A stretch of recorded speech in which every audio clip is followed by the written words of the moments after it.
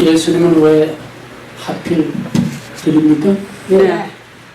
왜 하필 나무에 달려 죽으셔야 하는가? 유대 전통에서는 돌로 쳐 죽이는 겁니다.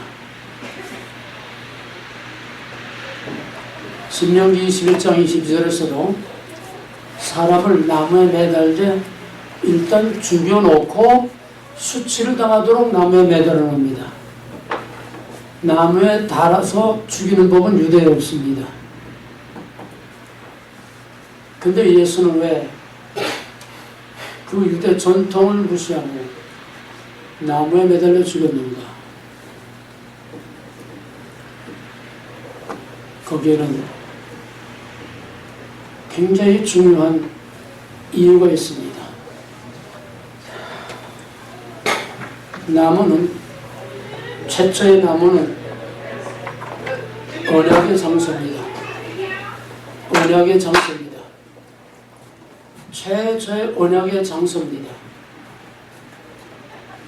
성경에서는 언약의 장소가 굉장히 중요한 의미를 갖습니다.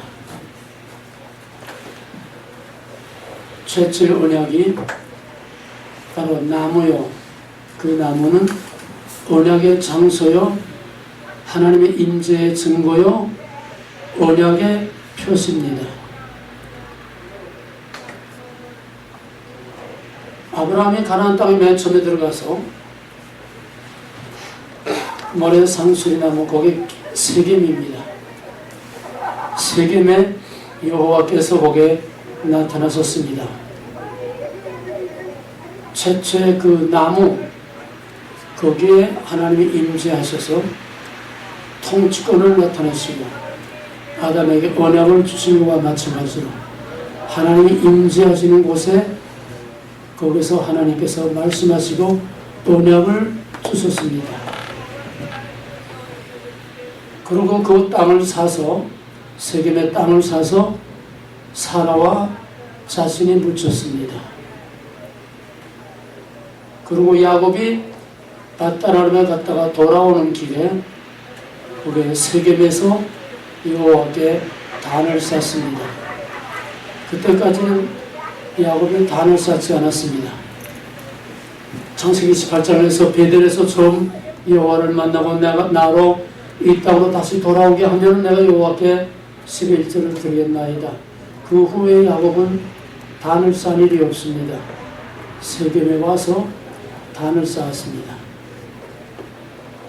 그리고 거기에 땅을 사고 거기서 에서를 따돌리고 거짓말을 하고 내가 뒤따라간다고 하고 따라가지 않고 거기다 땅을 사고 집을 짓고 양우리를 짓고 거기에 주저앉으려고 했습니다. 그래서 여호와께서 야곱을 베델로 불러 올립니다. 야 야곱아, 너 나하고 만났던 베델로 올라와서 나하고 다시 좀 만나자. 하나님 잊어버렸습니다. 세겜에서 여호와께 단을 쌓고 하나님을 잊어버렸습니다. 세상 자기 살 일에만 급급했습니다. 그러다가 그 세겜 땅에서 에돔 딸 디나가 욕을 당하고 그 오라비들이 하나님의 이름을 빙자한 할례를 받게 하고 세겜 족속에 유혈이 낭자한 학살을 행했습니다. 그러자 여호와께서 야곱을 불러 올립니다. 너 나하고 만났던 베델로 좀 올라와라. 나 좀 만나자. 베델은 언약의 장소였습니다.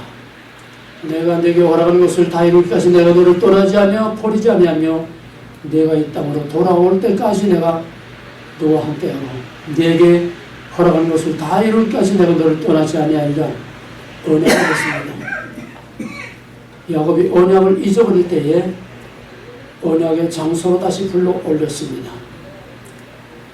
언약의 장소는 하나님을 기억하고 언약을 기억하고 언약을 재확인하고 언약을 갱신하는 중요한 장소입니다.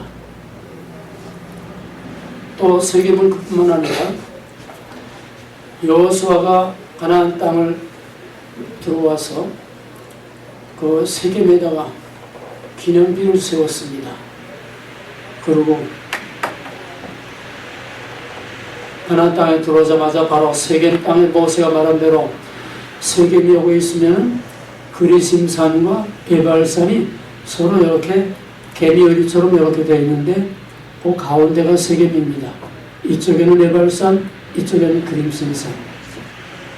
거기서 축복과 저주로 하나님의 율법, 시내산에서 세운 율법을 재확인을 했습니다.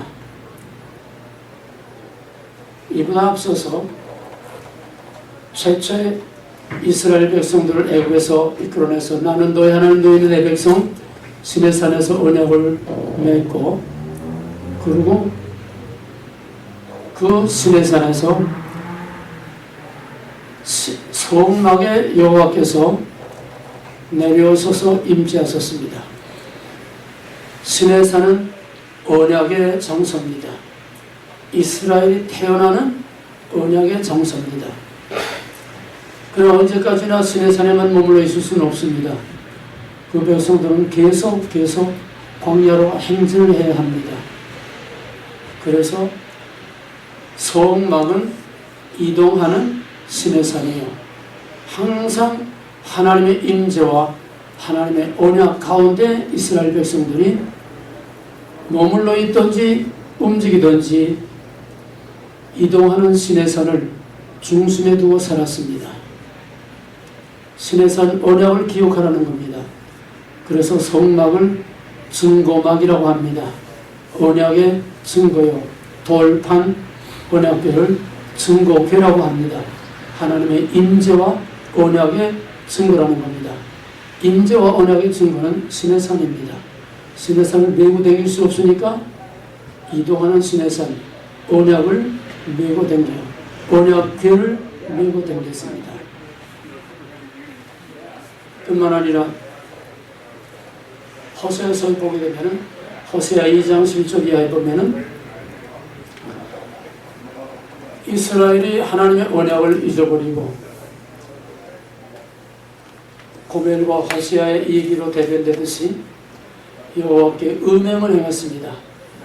나는 너의 남편이요 너희는 내 아내여를 내가 나를 버리고 너를 유혹하는 정부를 따라서 내게 포도원을 주며 무엇을 주며 너를 유혹하는 자를 내가 따라가며 그러나 내가 가시채로 막아서 네 길을 가지 못하게 하리라.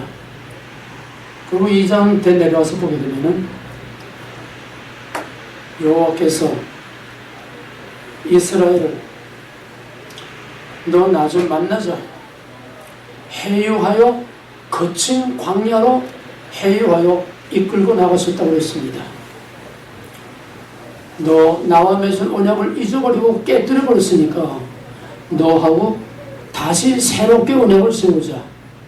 이 호세의 새 언약의 개념은 너무 방대하고 크기 때문에 그 이상은 말하지 않겠습니다.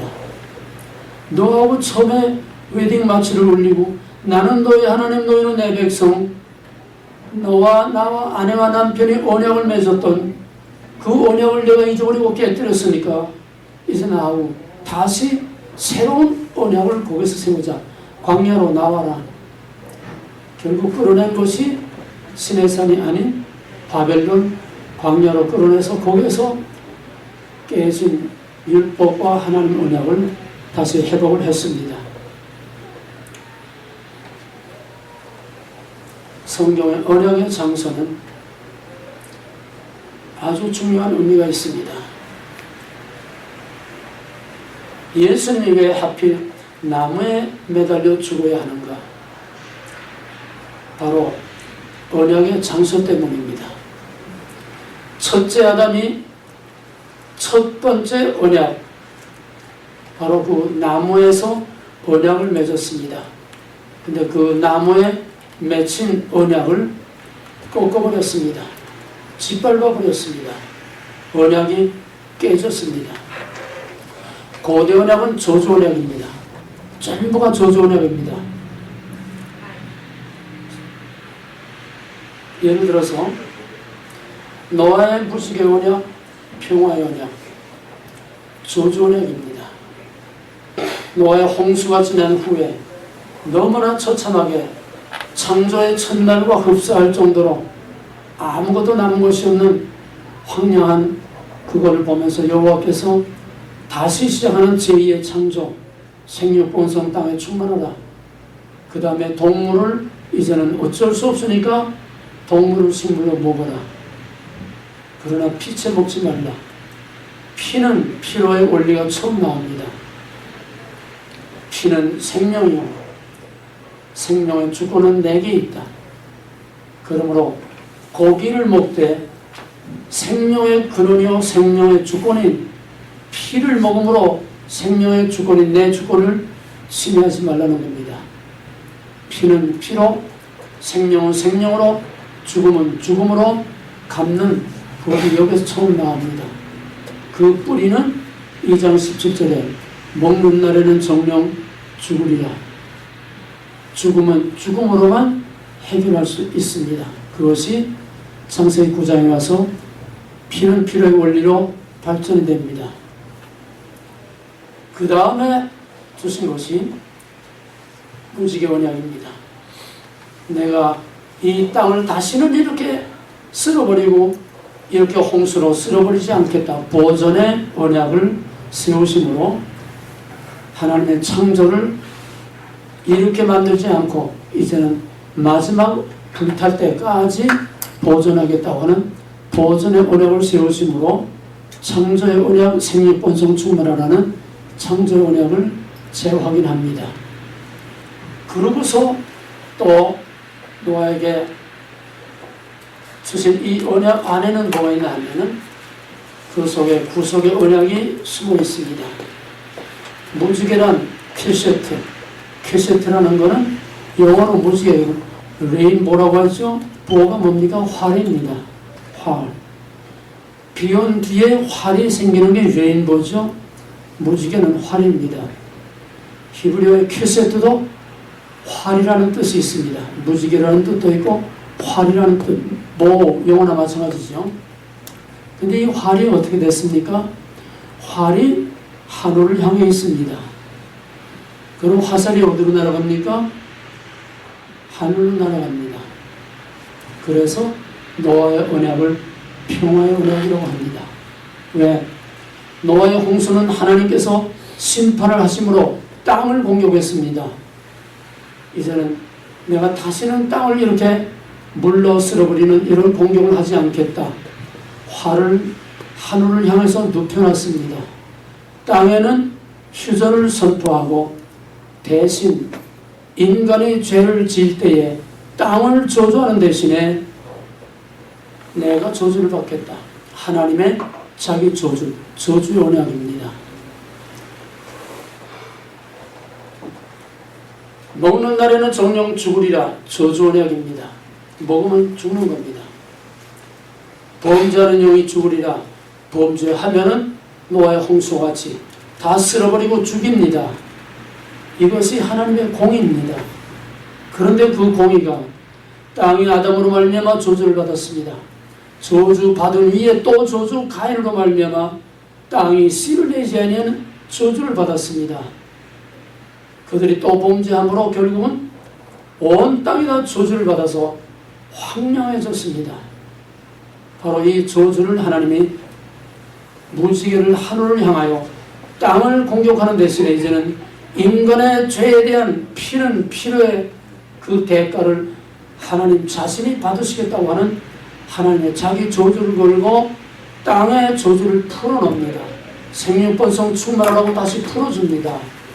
그리고 땅에는 평화를 선언합니다. 이렇게 해서 노아의 무지개 언약은 생육번성 충만하라는 창조 언약을 재확인함으로써 땅의 저주를 풀어주고 땅이 받을 인간이 받아야 할 저주를 하나님 자신이 받겠다고 하는 하나님의 자기 저주를 걸고 우리 인간의 죄를 용서해 주겠다고 하는 구속의 언약이 여기에 감춰져 있습니다.